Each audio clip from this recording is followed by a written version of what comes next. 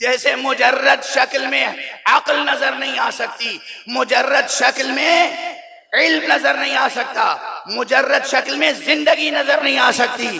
ڈاکٹروں سے جا کے پوچھئے کس قدر مشکل کا سامنا ہوتا ہے جب وہ طے نہیں کر پاتے یہ زندہ ہے یا مر چکا ہو۔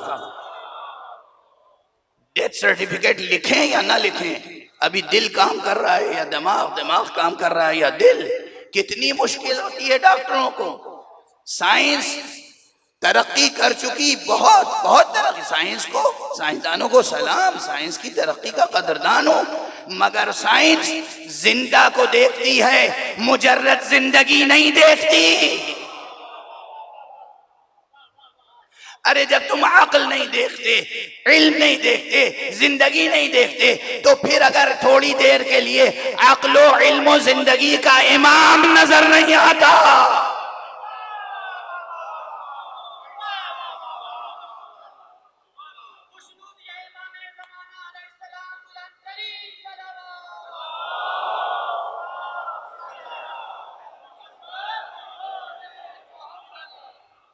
تو اس کا انکار کیسے کر سکتے ہو؟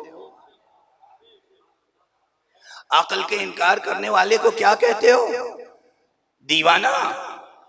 علم کے انکار کرنے والے کو کیا کہتے ہو؟ جاہل۔ زندگی کا انکار کرنے والے کو کیا کہو گے؟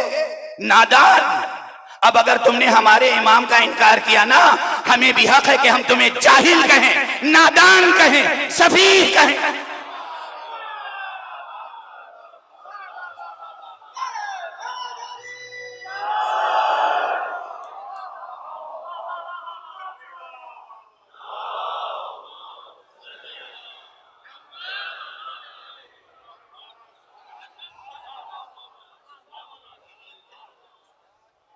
جو کہے مجھے علم آنکھوں سے دکھاؤ اور ہم نہ دکھا پائے، اور وہ کہے علم نام کی کوئی چیز ہے ہی نہیں، اسے ساری دنیا کہے گی یہ جاہل ہے۔ اور یہی نہیں، جو جھوٹ بولے ہو کہے میں نے علم دیکھا ہے، وہ بھی جھوٹا اور جاہل ہے، چونکہ علم نظر نہیں آتا، علم کے آثار نظر آتے ہیں۔ نہ آپ عقل کا انکار کر سکتے، نہ آپ علم کا انکار کر سکتے، نہ آپ زندگی کا انکار کر سکتے۔ اور یہ وہ حقیقتیں ہیں جن کے بیان کے لیے سادہ الفاظ کافی نہیں ہیں، جب تک کہ الفاظ پر وہ بلیغانہ تصرف نہ ہو کہ جسے استعارہ سازی کہتے ہیں۔ اس لیے قرآن مجید میں سب سے پہلی ضرورت قرآن کی مجاز کے استعمال کے لیے ہے کہ اللہ کا بیان کرنا ہے۔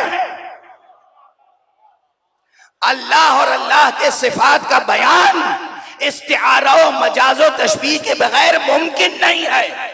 تو کیسے کوئی کہہ سکتا ہے کہ قرآن مجید میں مجاز نہیں ہے؟ یہ بہت دقیق علمی بحث ہے، جو علماء حوزے کے افاضل ہیں وہ جانتے ہیں کس قدر عمیق اور اصیل بحث ہے کہ قرآن میں مجاز ہے کہ نہیں۔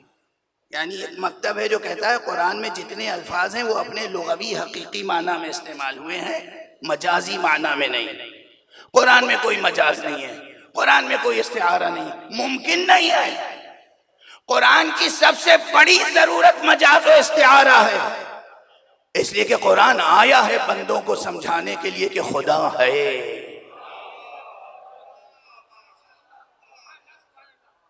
اور خدا عالم ہے، خدا قادر ہے، خدا سمیع ہے، خدا بصیر ہے، خدا متکلم ہے، خدا حی و قیوم ہے، خدا عزیز و حکیم ہے۔ یہ جتنے صفات ہیں ہر جگہ استعارہ سازی اور مجاز ہے۔ ضرورت ہے قرآن کی۔ اور پھر دوسری ضرورت کیا ہے؟ تشبیہ کی ضرورت۔ کہاں تشبیہ اور استعارہ ضرورت بن جاتا ہے، ضرورت جس سے آپ دستبردار نہیں ہو سکتے۔ ہر اس جگہ اکثر تشبیہ اور استعارہ ضرورت بن جائے گا، جہاں حقیقت چاہے زمانے کے کسی حصے میں سامنے نظر آتی ہو مگر اس وقت آپ کے سامنے نہ ہو، یا ماضی میں ہو یا مستقبل میں۔ رسول اللہ صلی اللہ علیہ وآلہ وسلم